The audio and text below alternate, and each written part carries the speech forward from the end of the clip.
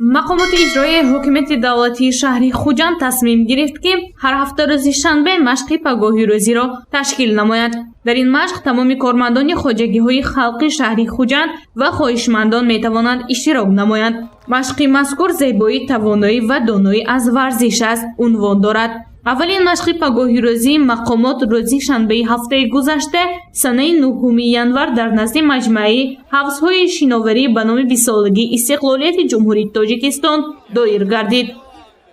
مقصد از برگزاری این مشق پگاهی روزی این پیش از همه ترغیب و تشویق طرز حیاتی سالم، عمومی گردانی، تربیت جسمانی و ورزش و پیشگیری بیماری‌های گوناگون که توسط برگزاری تربیت جسمانی و مشق‌های پگاهی روزی پیشگیری آن صورت می‌گیرد.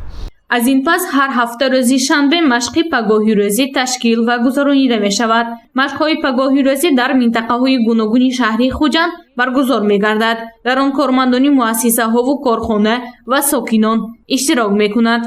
مقصد انتخاب طرز حیات سالم به حساب می‌رود.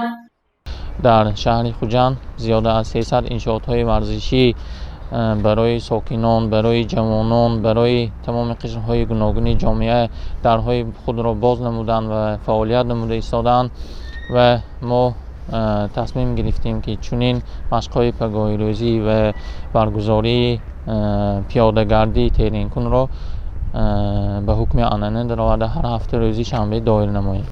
هدف برگزاری مشق ورزشی ترغیب طرز حیات سالم به حساب می رود. باید قید کرد که چنین مشق‌ها نه تنها در شهر خوجند بلکه در تمام کشور برگزار شده ایستاده است. عملی نمودن این کار پیش از همه برای سالمی و سلامتی جامعه نگرانیده شده است. گزارش گنجینه عالم و مفتون شکورو و نسیم جان رحیموف برای برنامه اطلاعاتی خبر.